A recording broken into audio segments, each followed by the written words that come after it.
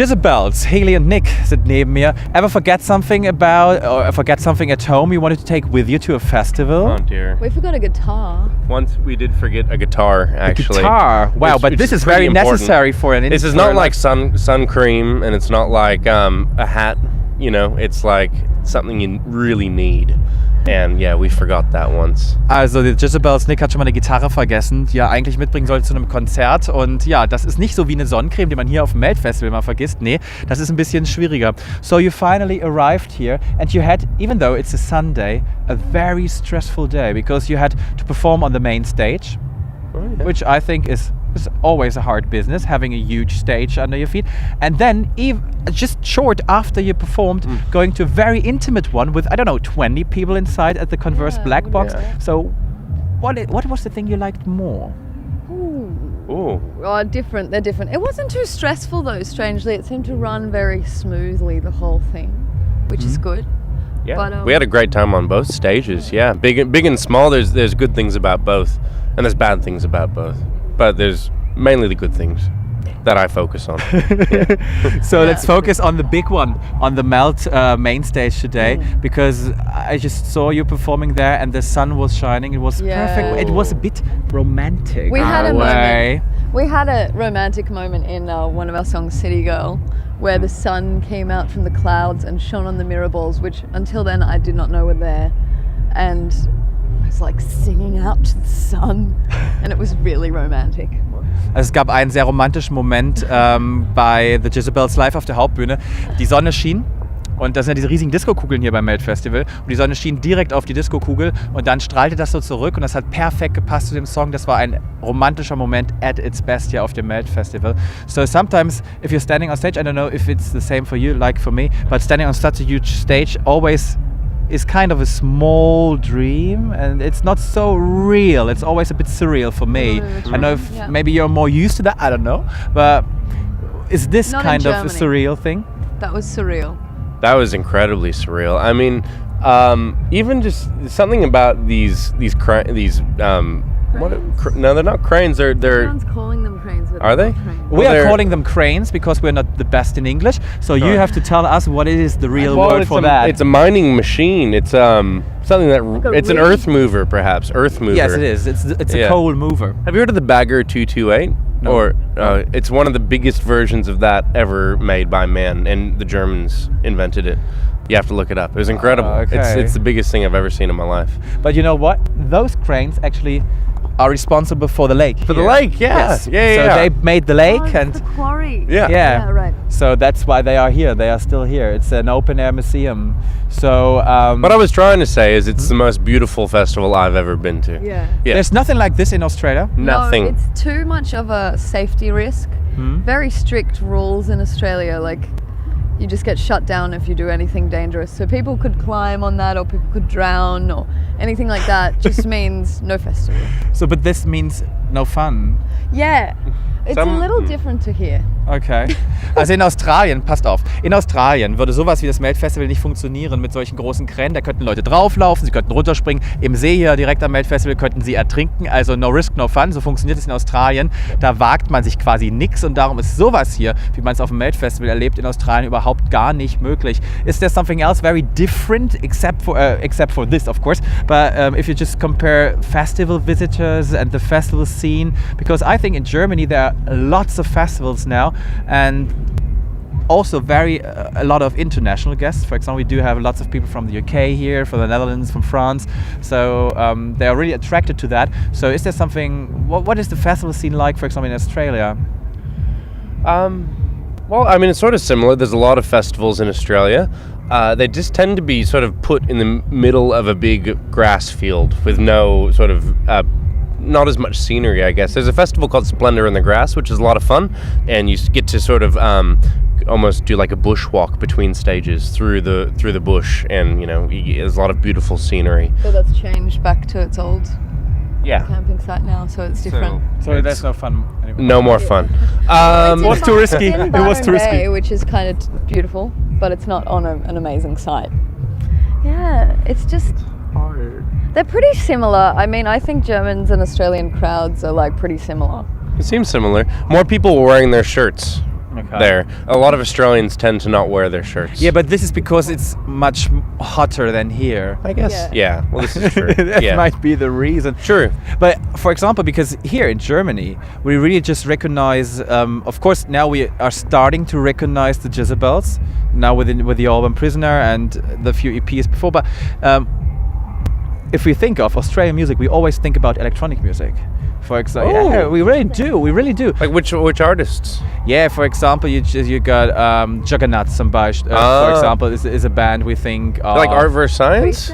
The presets? The presets as they're well. great. So Cut Copy? exactly, this whole scene, presets, Okay. Cut Copy, Juggernauts, and on and on and on. So that's the music from Australia that gets till Europe.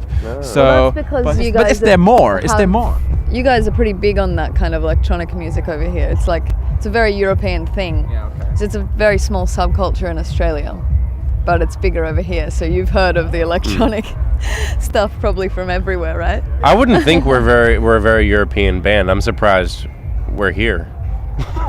I think so too, because if you just think of the British tradition of indie rock bands and rock bands, alternative bands, I think so too. It would be easy to put you also to the British corner. So this is not. I think so. Well, maybe, but the British seem to put us in the American corner. Okay.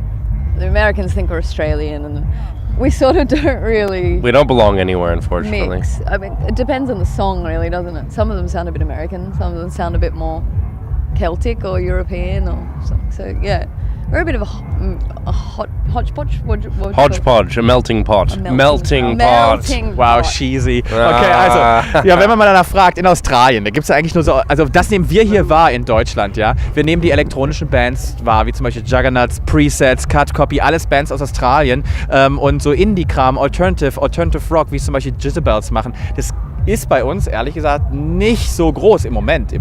Aber in Wirklichkeit ist es genau andersrum, dass nämlich diese elektronischen Bands in Australien eher eine Minderheit sind und eher der Alternative Rock ziemlich groß ist und es eine Zeit lang gedauert hat, ehe die Jezabels hier in Deutschland angekommen sind und so richtig europäisch fühlen sie sich eigentlich nicht. Ne? Die Engländer denken, sie seien Amerikaner und die Amerikaner packen sie nach Australien, sind irgendwie so dazwischen, aber nicht so richtig angekommen.